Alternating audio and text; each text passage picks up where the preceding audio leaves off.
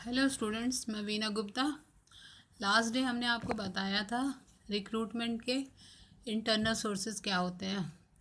आज उसमें हम आगे बताना चाहते हैं। इंटरनल सोर्सेज के बाद आज हम लोग देखेंगे एक्सटर्नल सोर्सेज क्या होता है, या किसी भी ऑर्गेनाइजेशन में बाय रिक्रूटमेंट क्या होता है, बाहरी स्रोत क्या होते हैं रिक्रूटमेंट के। तो जैसा हम लोग जानते हैं, कर्मचारियों की जो भर्ती होती है वो बाह्य स्रोतों के द्वारा भी होती है या बाह्य स्रोतों से भी होती है, जिसका मतलब होता है खाली पदों को भरने के लिए संस्था के बाहरी व्यक्तियों को आमंत्रित करना। बाह्य स्रोतों का उपयोग जो जनरली किया जाता है वो अधिकतर निम्न स्तर के पदों को भरने के लिए किया जाता है। कई बार क्या होता है कि विशिष्ट पदों को या स्पेशल पदों को भरने के लिए इसका उपयोग भी किया जाता है, जैसे इंजीनियर, चार्टर्ड अकाउंटेंट आदि को नियुक्त करना। आंतरिक स्रोत की तुलना में हम कह सकते हैं, इंटरनल सोर्सेज की तुलना में जो होता है वो बाह्य स्रोत अधिक होते हैं, और प्रत्येक नियोक्ता का यह प्रयत्न होता है या एम्प्लॉयर का यह प्रयत्न होता है कि अधिक से अधिक व्यक्तियों का साक्षात्कार या इंटरव्यू के बाद उनको उपयुक्त व्यक्तियों को चुन करके लिया जाए। तो ये हो सकता है भर्ती स्रोत होता है भर्ती का या रिक्रूटमेंट का बाह्य स्रोत में। जैसा हम लोग देखते हैं उसमें बाह्य स्रोत में एक होता है डायरेक्ट रिक्रूटमेंट, जिसको हम लोग कहते हैं प्रत्यक्ष भर्ती। दूसरा होता है कैजुअल रिक्रूटमेंट, या जिसको हम कहते हैं कैजुअल कॉलर या आकस्मिक बुलावा। फिर होता है विज्ञापन के द्वारा, मीडिया एडवर्टीजमेंट या विज्ञापन के माध्यम से। फिर है एम्प्लॉयमेंट एक्सचेंज के माध्यम से, जिसको हम लोग रोजगार कार्यालय भी कहते हैं। फिर है प्लेसमेंट एजेंसी के द्वारा। फिर होता है मैनेजमेंट कंसल्टेंट्स के द्वारा, यानी प्रबंध परामर्शकर्ता के द्वारा। फिर होता है कैंपस रिक्रूटमेंट के द्वारा भी होता है एक्सटर्नल सोर्सेज जो है। फिर है रिकमेंडेशन, जिसको कहते हैं संस्तुति या सिफारिश। फिर एक होता है लेबर कॉन्ट्रैक्टर यानी श्रम ठेकेदार, और एक होता है टेलीकास्ट या प्रसारण के द्वारा, और एक होता है वेब पब्लिकेशन या कह सकते हैं वेब प्रकाशन। तो डायरेक्ट रिक्रूटमेंट का मतलब क्या होता है, जैसा हम लोग जानते हैं कि कभी कभी क्या होता है कि संस्थाएं जो होती हैं या ऑर्गेनाइजेशन जो होते हैं वो रिक्त पदों या खाली पदों को भरने के लिए महत्वपूर्ण सूचनाएं जो होता है वो स्थानों पे लगे हुए सूचना पट में लगा देती है। ये सूचना पट का मतलब होता है जैसे वर्कशॉप, ऑफिस, कारखाना का गेट जैसे होता है, फैक्ट्री के गेट पे लगा दिया जाता है।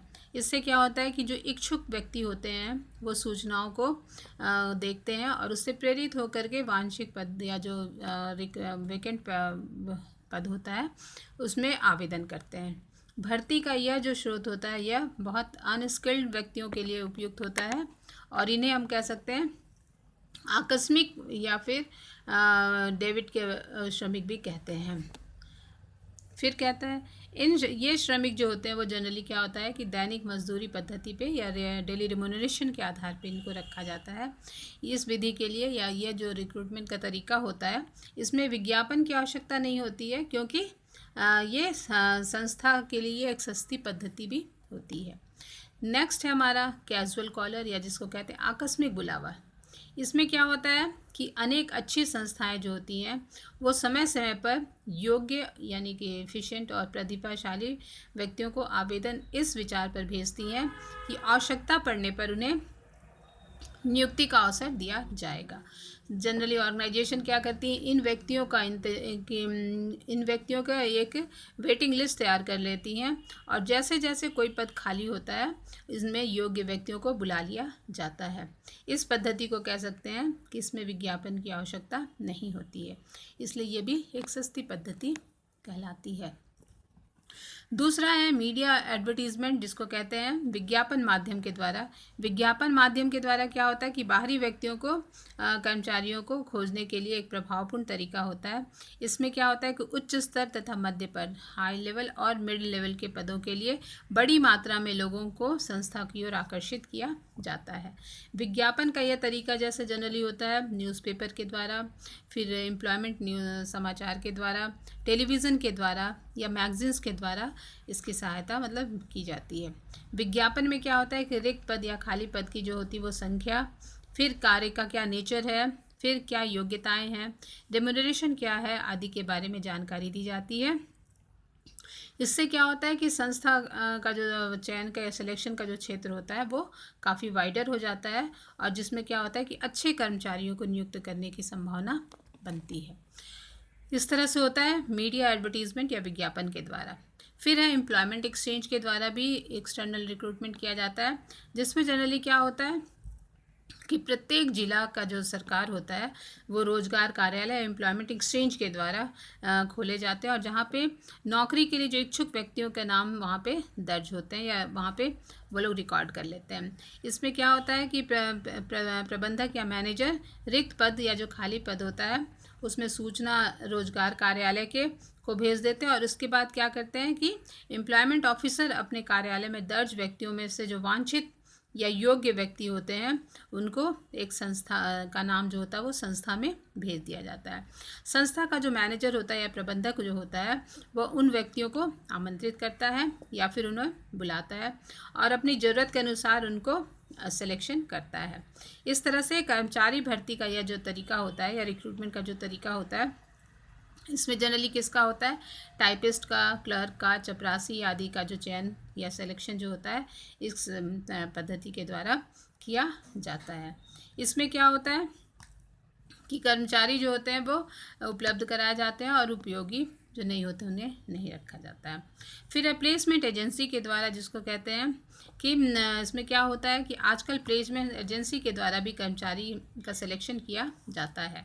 इसमें क्या होता है, निजी लोग जो होते हैं या प्राइवेट लोग के द्वारा यह स्थापित की जाती है, और इच्छुक जो व्यक्ति होते हैं वो अपना नाम इसमें अपना दर्ज करा लेते हैं या लिखवा लेते हैं। इसके पास प्राय क्या होता है कि इसमें हाई लेवल और मिडिल लेवल की नियुक्ति करने के लिए इच्छुक लोगों का नाम दर्ज रहता है, और संस्था के आग्रह करने पर संस्था की ओर से भर्ती और चयन या सिलेक्शन का कार्य पूरा किया जाता है। इस तरह से इसमें संस्था के द्वारा कुछ फीस ली जाती है क्योंकि ये प्राइवेट एजेंसी है, प्लेसमेंट एजेंसी, और इस तरह से स्तर वाइज जो होता है कर्मचारियों की मांग और पूर्ति में संतुलन स्थापित करने में ये सहायक होता है। नेक्स्ट है प्लेसमेंट कंसल्टेंट, से हम कह सकते हैं परामर्श प्रबंध परामर्शदाता के द्वारा। इसमें क्या होता है कि मैनेजरियल स्टाफ की भर्ती एक विशेषज्ञ होते हैं, और उनके जो संगठन में वृद्धि के लिए क्या होता है कि मैनेजरियल पद जो खाली होते हैं उसे भरने के लिए इनकी मदद ली जाती है। इसमें सबसे पहले क्या होता है, प्रबंधकीय स्तर के लोगों के संपर्क में रहती है और संगठन द्वारा प्रबंधकों की जो इच्छा होती है या मांग होती है उनके संगठन के समक्ष प्रस्तुत कर देती है। इससे क्या होता है, इनके सेवा के बदले फर्म कमीशन या फीस वसूल करते हैं। इसमें इच्छुक जो कर्मचारी होते हैं उनकी भर्ती और विज्ञापन का भी जो काम होता है उसके द्वारा किया जाता है।